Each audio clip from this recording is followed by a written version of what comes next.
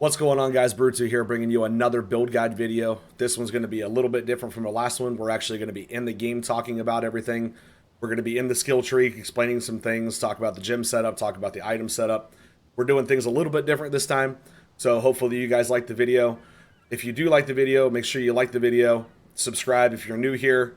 A lot of people that watch my videos aren't subscribed, and as always, I am live on Twitch every weekday from 4 p.m. Eastern time to around 9 p.m. Eastern time. If you have any questions, you can stop in there.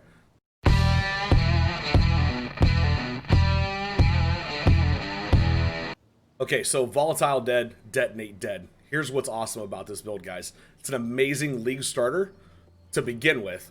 You can also take it up and clear all content in the game. As of right now, I have all the red maps on farm. I'm not exactly to Cyrus yet, but I will be soon. First things first is the gym setup. So here we have a trigger socketed spell when you use a skill wand with a lot of spell damage, a lot of fire damage. That's basically what you're looking for. It's easy to harvest craft these things. It's also easy to use the scorch fossils, which you can see here. So you have no cold modifiers and you have more fire modifiers.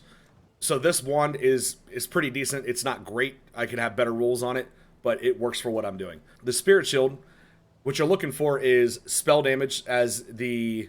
So basically you want to use fossilized Spirit Shields for the increased spell damage. You're looking for fire damage, spell damage. You're also looking for +1 to socketed fire skill gems. Unfortunately, I don't have that yet, but I mean, it's not going to kill me if I don't have it. So I have a really high energy shield on this fossilized Spirit Shield that I have. We're also using a bone helmet. The reason we're using the bone helmet is because of minion damage. Now, I know you're thinking, well, why are we using minion damage? I don't understand. You're not actually using minions in the build. So we're going to go over that in just a minute when we get to the skill tree. You'll understand exactly why, because it's just a flat damage increase to your character. So as a chest piece, you just want a basic 6 link. Strongly prefer using armor energy shield base. So like Saintly Chainmail, Loricated Ringmail, things like that. That way I can have increased armor, increased energy shield. There's a reason for the increased armor coming up. It's not a traditional witch build that you would normally see. We will be using armor. Fingerless gloves. Obviously, you want fingerless gloves for the increased spell damage. My spell damage roll is not that great, but it's 2 off of perfect, I guess. So what you're looking for in gloves, you basically want to cover your resistance. Use all of your gear to cover your resistance as best as possible, just like normal. You can craft minion damage on it, again, just like the bone helmet. But you want high life as much as possible. Energy shield where you can get it. It's not going to kill you to have energy shield. So, I mean, obviously, the build runs a lot of green gems, so you're going to be struggling with dexterity. So I have dexterity on a lot of pieces of gear. So fingerless gloves, pretty blatantly obvious why we use those. Spell damage, you can't really pass it up. I'm using a Stygian Vice with a really high life roll. I mean, the resistance roll is pretty garbage. I didn't really have anything else to put on it at the time, so I crafted Max Man on it. Again, this is a league starter build, but it can clear all content with almost no gear. We're also using two-tone boots to cover resistance. I crafted resistance on them. You want a high life roll. Ideally, you want Tailwind, but I haven't seen a Tailwind yet.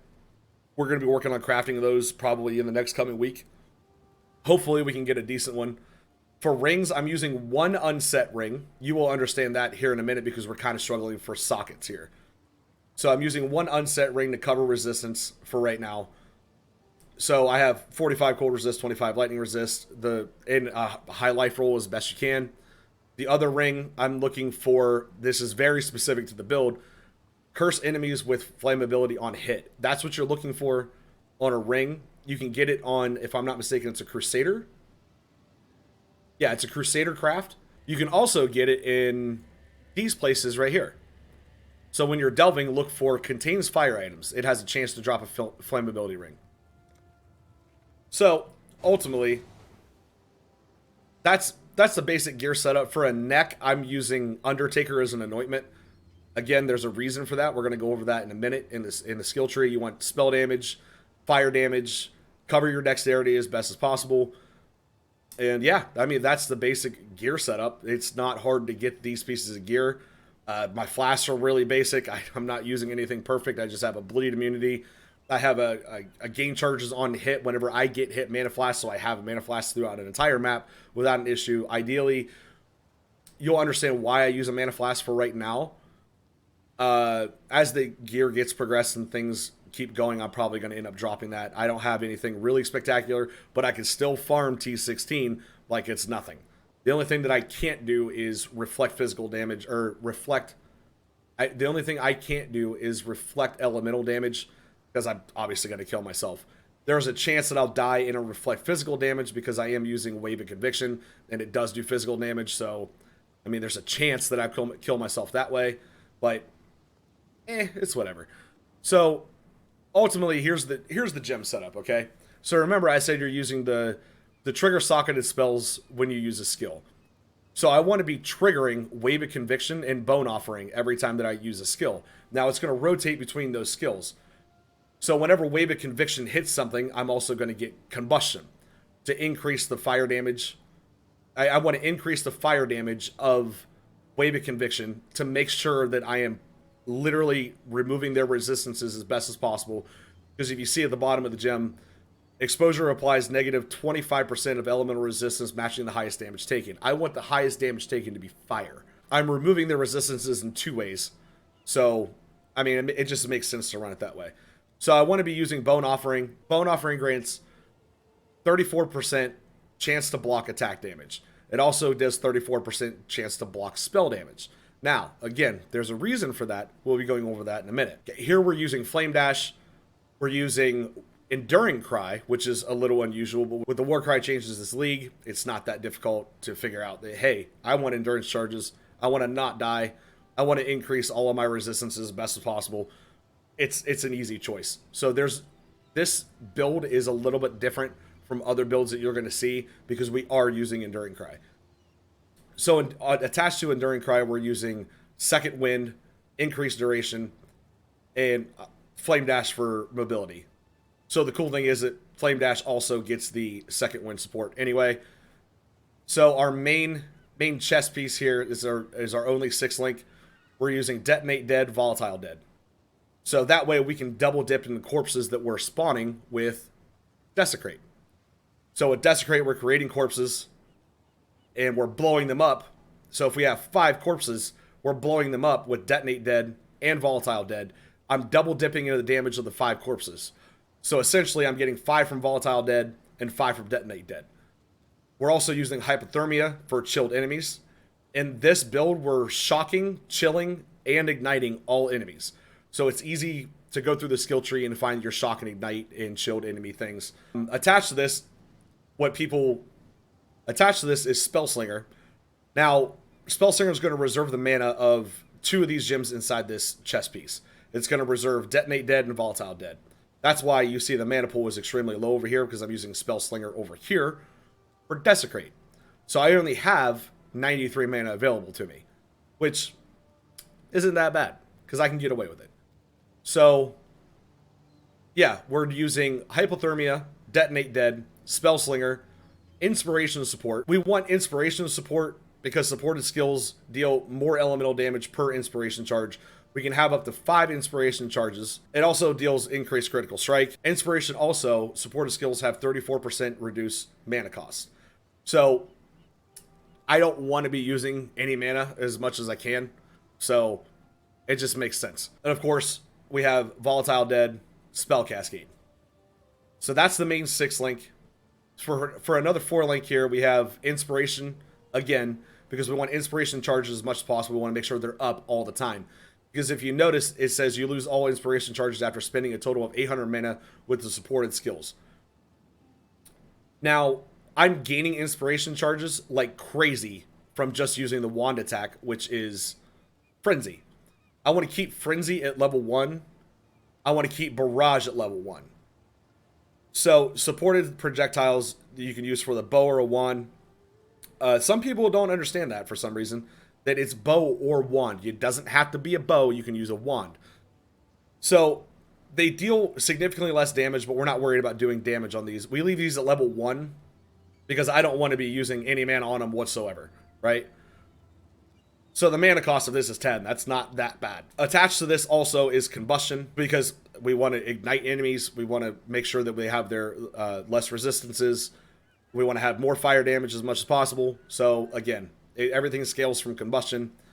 So here with the unset ring, we're using Tempest Shield. There's a reason for that. We're going to be going over that in a minute whenever we go over the defenses. Here in another 4-link, we're using Vow Molten Shell, Fortify support, faster attack support, and shield charge. Now, we want to be shield charging with the faster attack support as much as possible. Shield charge, I know you're thinking, hey, why are you using Flame Dash and shield charge at the same time? The movement speed is just incredible on this build. It blows through maps like it's nothing. The main reason why we're using shield charge here is because we want to be proccing Fortify. It's one of the only ways to do it for this build, because it's the only melee attack that we have. We're going to be using shield charge to get around the map along with Flame Dash. Now, in the shield slot, we're going to be using a 3-link. It's Spellslinger, Desecrate, and Spell Cascade. We want to be casting Desecrate as much as possible. Everything's going to be triggered off of the same wand attack, which is down here, which is Frenzy. So we're going to be using Spellslinger attached to Desecrate. It's easy to get it to cast at a range. If I'm not mistaken, you can't use Desecrate at a range unless you have Spellslinger. At this, we can cast it at a range. It can be pretty far away from us. So that's the basic setup that I use. Now, let's go over the skill tree real quick. For you guys that use Path of Building, I will put a link to Ziz's build. This is actually his build, so I'm giving all credit to him, but I'm just using it for right now until I build another build that's my own. So we're going to start here. Well, let's start with the Ascendancy. So, Plaguebringer. If you've consumed a corpse recently, you and your minion damage have 30% increased aura effect. With at least one nearby corpse, you and a nearby ally deal 10% more damage. We're always going to have corpses near us. With at least one nearby corpse, nearby enemies deal 10% reduced damage, which is great. We're also going to be using Corpse Pact, 30% increased damage if you've consumed a corpse recently, which we are, with Detonate Dead and Volatile Dead. 2% increased attack speed and cast speed for each corpse consumed recently, up to a maximum of 200%. So the more corpses that we consume with Volatile Dead and Detonate Dead, we're going to be increasing our cast speed every single time, up to 200%. Enemies near corpses you spawn recently are chilled and shocked. That's our chilled and shocked that we were talking about. That's why we use hypothermia. Corpses you spawn have 50% increased maximum life. So, I mean, increased attack speed, increased damage overall whenever you consume a corpse. Why not? Mistress of Sacrifice. Your offering skills also affect you. Your offerings have 25% reduced effect on you, 30% increased skill effect duration, 30% increased minion duration. Now, the 30% minion increase duration is kind of whatever, I guess. So, but your offering skills affect you. We're going to be going over that in a minute after we go over the defenses. Whenever we get to the defense part, I'm going to show you exactly why we build the character this way and how fucking tanky it is. It's insane. So, the last one, Commander of Darkness. Auras of your skills grant 3% increased attack and cast speed to you and your allies. You and all nearby allies deal 30% increased damage. I mean, who wouldn't want to take that? You and nearby allies have 30% increased elemental resistance. It's really easy to get Cather resistance in this. You don't really need to spend a whole lot of currency trying to get resistance cap. So this is our Ascendancy tree setup. Pretty straightforward. None of these other things really made sense right now. So now, let's go over the actual build section. You're going to be taking the spell damage all the way up to Arcanist Dominion. Got to go over here for some max life. Lord of the Dead, again, minion damage increased. Again, we're going to be going over the minion damage here in a second as soon as we move down the tree. So you want to be going up here now for increased fire damage and fire damage penetration. Block. In this build, we are block cap for spells and attacks. So, to give you an idea how tanky it is. So we're going up here to get Arcane Guarding, Elemental Overload. I mean, can't really pass that up. So now we're going to be going over here to Explosive Impact, which is fire damage, Purity of Flesh, which is maximum life. We're going to be getting a lot of max life build nodes in here. So over here, we're going to get reduced mana reserve because of Spellslinger. We kind of need that. We want to at least save mana to be able to cast the shit. Then we're going to be going down here to get Spiritual Aid. This is the biggest part of the build, I think. Spiritual Aid, 20% increased global accuracy rating, which is whatever. Increased duration, increase and reductions to minion damage also affect you. So if you remember, we have a bone helmet with minion damage. We have gloves with minion damage. In our build, we're taking minion damage things like Lord of the Dead. Every little thing that our minions can get is going to increase what we do. For instance, Bone Offering. So the chance to block attack damage and spell damage whenever you trigger Bone Offering, I'm getting that 34%. So if you notice when we go through the defensive here, down here it says chance to block attack damage, chance to block spell damage, 44, 24. Now watch whenever it triggers. 75, 74. The cap is 75. So to get max, no matter what, I have Tempest Shield. Whenever I activate Tempest Shield, I'm block cap. I want to keep Tempest Shield up as much as possible. I mean, it's pretty easy to get block cap in this spec. So here, we're just coming down here to get Holy Dominion, Light Divinity, some extra life nodes. We're going to move down here to get maximum endurance charges because we are using Enduring Cry and can't hurt to have max life nodes. Over here, I want to get to Glancing Blows as fast as possible to make sure that I'm block capped. Chance to block attack damage is doubled. Chance to block spell damage is doubled. You take 50% of damage from blocked hits. So whenever I block, I'm taking 50% of the damage that they would deal from a spell or attack. But my chance is doubled every single time, right? So let's move down here. We're going to be getting more Enduring Cry things to make sure that our Enduring Cry is up as much as possible.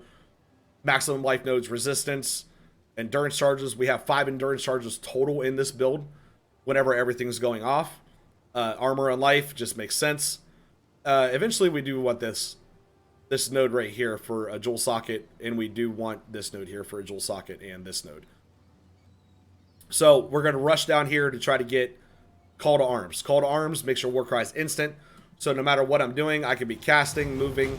I'll be able to cast an Enduring Cry right next to a boss. Again, with the changes of Enduring Cry now, it's based off of the power of the enemies in the range, not how many enemies are in range. So I can actually shield charge through a target, for instance, a boss in a map. As I shield charge through them, I can just hit Enduring Cry. It's an instant cast. I can do it while I'm doing whatever I want to. I'll get all 5 charges instantly from Enduring Cry just by casting it next to a boss. So it's easy. Just literally shield charge and hit Enduring Cry. And then you'll get endurance charges. Now I have 1 here because there's no enemies near me, but you get the point. So down here now, we're going to be going for, like I said, Call to Arms to make it instant. That's the only Warcry we're using, so we're not worried about sharing the cooldowns. Here, we're going to be getting Bloodless, so the enemies can't leech life from us. We get increased life. And here, we're getting Soul of Steel to increase our armor and resistances. We want to increase our armor as much as possible because if you see here with armor, estimated physical damage reduction is 18%. But once you get your endurance charges up, you see here it jumps up to 50%. As you clear maps, it's going to stay near 50-some%. The damage reduction that you get from blocking and the damage reduction that you get from having armor, you're barely getting hit. I mean, this build is extremely tanky. So ultimately, what we want to be doing here is once we get to the point where we have access to cluster jewels, there is going to be a cluster jewel setup inside the path of building that I'm going to be linking in the description below. The cluster jewel setup that we're going to be using is actually going to come from here. We're going to remove points from Heart of Flame and come back down this part of the tree. We're going to extend up this part of the tree to get this large jewel socket. Inside the build guide, inside the path of building, you're going to be able to see what gem setup that Ziz uses and what gem setup that I'm ultimately going to be using in a long run. Again, this is just a league starter, so it's really not that hard to gear. Doesn't require any cluster jewels, but there is a cluster jewel setup for the in-game build ultimately. So as you can see, essentially what this is it's a max block for spell and attack. Extremely tanky, high life, can use energy shield. In the path of building, you're going to see the item list. There's going to be an in-game budget list, and there's going to be an actual in-game list. So you had the budget and the in-game list. So in the path of building, also you're going to find the gem setups, that Ziz uses. Now, if you guys need help at all, make sure that you stop into the live streams, or feel free to ask questions in the comments. I'll respond to as many as I can. Stop into the live streams. We're trying to build a little bit of a Path of Exile community going on, where we're all just hanging out. And I mean, a lot of people watch me while they're playing the game themselves. And we trade back and forth. I hook people up in chat all the time with stuff. Just feel free, man. I mean, it's a badass community. We're trying to make it our own little thing, you know. So as always, guys, have a nice day. Make sure you leave a like, comment, and subscribe. And as always, I do live stream on Twitch. Don't forget. So I'll catch you guys there.